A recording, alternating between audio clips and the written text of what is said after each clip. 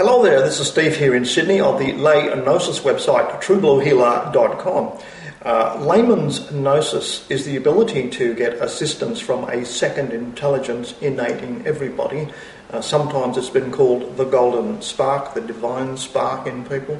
And it enables you to navigate your way through the blizzard of mis and disinformation that can make your life a misery, trying to figure out what you need to know, which is about 0.5% of everything you perceive. How do you give that a priority and concentrate on that? Well, you get help from a second intelligence.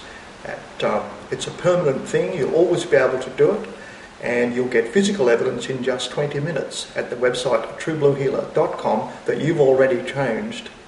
And as the weeks and months go by, you will get an internal mentoring voice, and sometimes you'll even get website names literally typed into your head, because that's something that you need to know for your personal growth. Okay? That's layman's gnosis. I recommend it to anyone. The only proviso is you need to be calmly curious and take things as they come. Okay? Don't go there with any preconceived ideas. Just be as innocent as a child. Okay? I'm going to talk to you today about the massive invasion organised by Zionists, the massive invasion of Europe, and how it's overloading police, and it's having a very unpleasant side effect, which is causing howls of consternation all over Europe.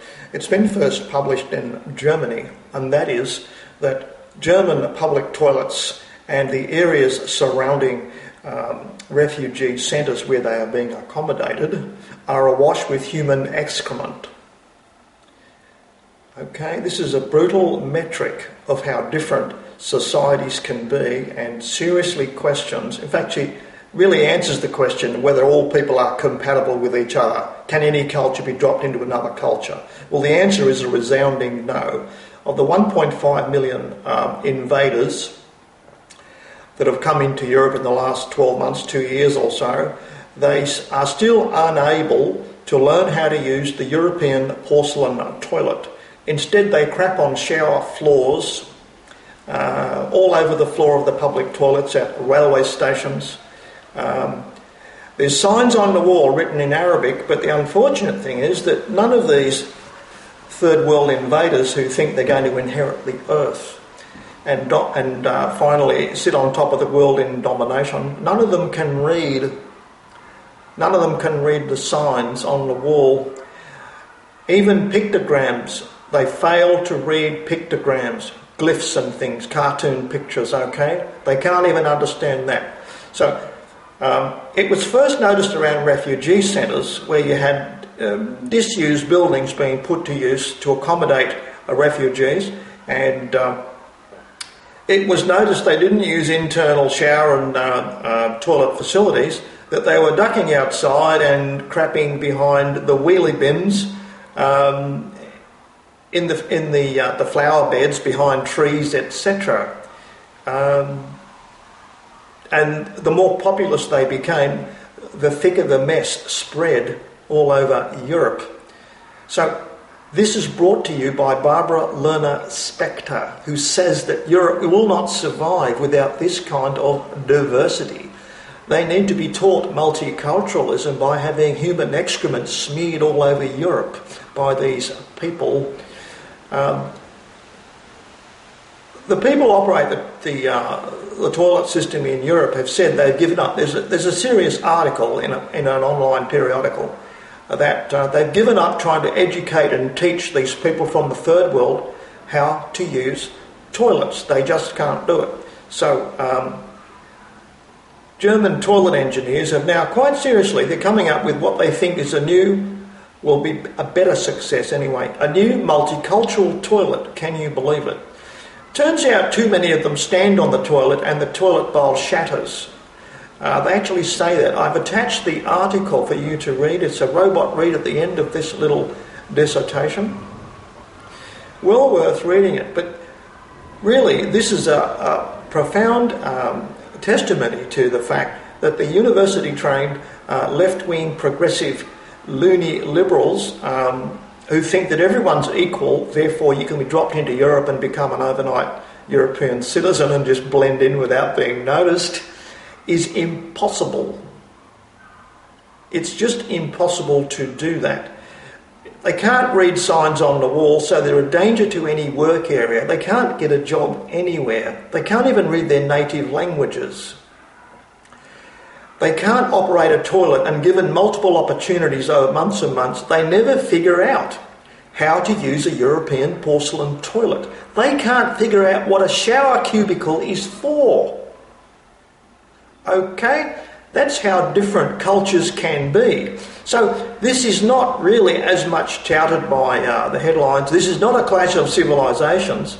It's one high civilisation, notably Europe, the best one we've ever had in the history of the world, and failing to rapidly repulse barbarians who will never be able to integrate. They are unemployable, never be able to add to the economy. All they're going to do is live on benefits until the day they die. Okay, so even Angela Merkel, who seems to be having dementia, she's made a number of bad calls, indicate she can't string thoughts together anymore. She's got dementia, I would say. Tony Abbott, Australia's Prime Minister, showed signs of dementia too when he was Prime Minister before he was deposed. And dementia is a greater problem than you think in our politicians. And when you see someone with full-blown dementia, and it's all very obvious when they can't hold a teacup and they can't read the time of something, they can't read the time off a clock, they can't read a wristwatch, they don't know what day it is, and they don't recognise faces anymore, and they can't remember what they had for breakfast. That's very, very obvious dementia, right? But guess what? Before everyone sort of sees that, dementia actually began 20 years before that, and it comes out, unfortunately, people mistakenly write these little problems off as personal idiosyncrasies, always saying the same wrong thing when they visit a certain place, that sort of thing, and you go, I wonder why Uncle Fred always says that, because it's never true, and he's not laughing when he says it. So people note these things, and it's not till 20 years later people realise he was suffering mental confusion just walking down a corridor through a doorway and was disoriented momentarily. Now, that happened to Tony Abbott, the Australian Prime Minister. I will still maintain he's got early onset dementia. It's coming and going, and in one instance, he sat there all by himself without recourse to anybody else, without consultation. He awarded Prince Philip, the husband of Queen Elizabeth. Tony Abbott, the Australian Prime Minister, gave him a knighthood. Can you believe that? And he did it without consultation, conversation with anybody else, completely off his own bat. Such a bizarre thing to do. Was a major factor in getting rid of him. He was deposed by his own party. Now, Angela Merkel's making the same crackpot decisions. She was the one that said to a German citizen, she said, when she was asked, what should Germans do to defend their culture while you're bringing in all these millions of refugees? Angela Merkel's answer was a very vacant, bizarre answer. It was, we'll go to a church and stare at religious paintings. That was the entirety of her answer to the German citizen concerned about the destruction of German culture. Now she's saying, very, very naively, to the point of being totally disconnected from political reality, that some of the message is getting through to her. But she says, well, people, all these people are going to have to go home again back to Syria when ISIS is defeated. Well, the problem is ISIS isn't going to be defeated because it's really Israel and America attacking Syria, and the domino principle applies. Another country will be attacked. Conquest goes via domino principle, and she doesn't seem to know that. The fact that they never killed Jews is a very obvious sign. ISIS behead everybody in the world, every nationality, but they don't ever execute Jews. You notice that. Okay, I'm still waiting for a single Jewish casualty of ISIS, and I know I'm not going to hear about it. That tells me all I need to know about who's operating ISIS, which strangely has this English-sounding name. I mean, surely a sign of dementia is Angela Merkel thinking that all these naughty, rascally boys are all going to go home to Syria when the war's over. I mean, why wouldn't they just make themselves scarce and stay? Become drug dealers in the streets of Europe. What's wrong with that? It's a much better thing to do. And something else in this matter of backward-thinking cultures that can't even use toilets. There's an article, I'll try and find a link for you, to the effect that Syria is now basically run by women. They've taken over truck driving, taxi driving, shopkeeping, the whole thing. They've taken over society because all the men have gone. The young men leaving Syria of military age left Syria to avoid being drafted into the Assad government army to fight ISIS. That's why they all went to Europe, you see. Now, women in their absence are having a wonderful time. And here's something very profound. They are happier that men are gone. They're a lot less oppressed. When interviewed about it in the article, you can read it for yourself, I'll find the link. One woman said, there's really not much point in wearing a hijab anymore because there's no men around. Which is a profound admission that they wear the hijab to basically for men, so that men don't rape them and bash them, don't feel required to punish them. One gets the impression that a lot of Arab men, Middle Eastern men, Muslim men, have some kind of problem with their brain structure in the sense that they hallucinate when they see a woman without a veil, and they go into attack mode, fight or flight, and they want to punish the woman for being naked. That's a word that always crops up in men's description of women without the hijab. They are naked. They are naked. Seen that many, many video clips. So there's something wrong with Muslim men on the average hallucinating. They're seeing something that isn't there. Naked woman is not a woman without a veil. It's really that simple. So there are profound emotional, cultural differences. They can't use toilets when they come to Europe. They go in flower beds. They go behind wheelie bins. They go behind bushes. They go in parks. Now, this is all organised by Barbara Lerner Spector, who said, don't you forget that name. Barbara Lerner Spector said that European white culture isn't going to survive unless they become multicultural and have a good sprinkling. I'm adding this on now. Getting a good sprinkling of human excrement all over the place by Muslims who don't know how to use toilets. Okay, this is multicultural integration at its finest, and that's what Barbara Lerner Spector has brought to Europe with her many years of lobbying. Now, isn't that just plain wonderful? Not to mention the rape culture. The figures have finally been totalised for Cologne and all the other German cities for New Year's Eve. There were more than 1,000 aggravated rapes, some involving pack rapes, 20, 30 men. Okay? It's a massive crime wave which screams they're different to us, they cannot be civilised, they can't even use a toilet. They can't even use a toilet. And they are particularly cruel toward women. Syrian women are almost rejoicing that the men have left because they're feeling a lot safer, even in war-torn Syria. Okay? So that's a few things to think about, to give you some background, to talk about, to think about, to flesh out the picture for you. Okay? Now, at the end of this, I'll put this little robot read German newspaper article. In all seriousness, it is seriously written, but it will seem a bit like something like a comedy TV show to you, but yet it's deadly serious and I think deeply tragic. Okay, I'll let you read the article right now.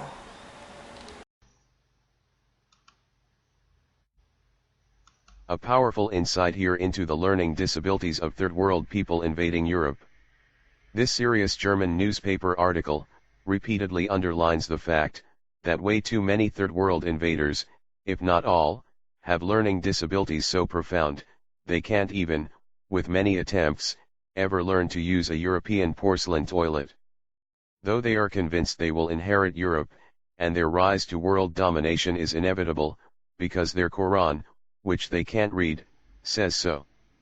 Headline: Refugees in Germany still find European toilets a mystery, and cannot use them, despite being given pictogram instructions, are continuing to leave human excrement on bathroom floors and showers, and this is why Germany has to introduce a new, multicultural toilet. Although this might sound as if it is from some bizarre TV comedy sketch, it is not. Right now, German engineers are working on a multicultural toilet, at the global Fliegenschmidt toilet manufacturers in Coswig, Saxony-Anhalt, and news of their first design has appeared in the German media.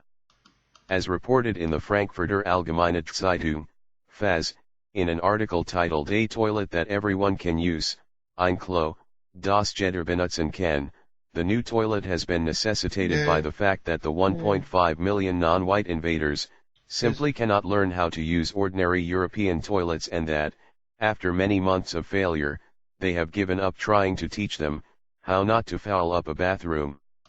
According to the remarkable FAZ article, German toilets are a mystery to many refugees, and this has already led to problems. A new mobile multicultural toilet should remedy this and along the way, teach something about the coexistence of cultures. It goes on to describe some of the many problems which German sanitary engineers have had to face after being overwhelmed with the non-white invasion. Many of the refugees have no experience of such toilets in their culture. It says that all efforts to educate the non-whites as to how a toilet works have failed, even though detailed instructions have been provided in pictogram and in Arabic script. Many refugees, especially those from poorer classes, FAZ continues, only know of the concept of latrines. The toilets have indeed been used as such, but certainly not the way they were originally intended. They have stood on the toilet bowl when they were supposed to have sat there, and more often than not, the bowl has broken. Or, the FAZ tastefully informs its readers, the invaders have done their business anywhere in the house, except in the designated place. Furthermore, the newspaper continues, showers have in this regard also been misunderstood, in other words, used as toilets. Added to all of this, is that many of the Muslim refugees do not know what toilet paper is. The article continued, adding that they clean up with the left hand, the unclean hand. Employees of mobile toilet rental companies have refused to work at the shelters anymore because they no longer want to clean the centers, FAZ said. And because many of the refugees did not even know what to do with the toilets, they make their way straight into the bushes. And that is why the mayor of the municipality Hartheim im Odenwald, in his much maligned guide for refugee etiquette, stated inter alia that, our call of nature is done exclusively in toilets, not in gardens and parks, and not even in hedges and behind bushes. Other challenges being faced by the German sanitary engineers include different latrines for different cultures. The fact-filled article goes on to tell its readers. For Muslims, it is important that when using a toilet, one's back does not face Mecca. In addition, latrines for men and women have to be separate from each other, and the floor cannot be green in color, because that is the color of Islam. Therefore, FAZ says, the new German toilet manufacturers are working to arrive at a solution to this problem. Thus, at the mobile toilet manufacturer, Global Fliegenschmidt in Coswig, Saxony-Anhalt, they had been working on a so-called oriental toilet, consisting of a hole with 2 footstands on either side of it. But even that did not work, because there are enough refugees who still use it differently, the article continued, necessitating the development of multicultural toileting. This new multicultural toilet allows for both sitting and squatting, the FAZ proudly informs its readers. It is not yet known when the new toilets will be deployed, but, going by the problems being faced in the invader centers, the Germans had better hope that it is relatively soon. This serious article shouts from the rooftops, that third world people are feeble-minded, not unlike James Randi's pseudo-skeptics, and thus unable to be educated to ever serve in a European workforce. So basically Europe can't afford to support on benefits, unemployable deadheads. And if they can't be returned to source countries, about the only option is a Euro penal colony on an island somewhere. A new Eurostate to be created to get them off European streets. For hygiene and lowering the street crime rate, which is skyrocketing, overloading the Europolice. This also totally discredits the left-wing progressive social justice university loonies, who naively insist, anyone can step over the border into Europe, and become an instant European, because we are all equal, yeah, right. Blending in without anyone noticing. LOL. This article points out, the invaders even fail toilet training, and they will need to learn to read, before they even think of world domination. Meanwhile, Euro-penal colonies or re-education camps are needed.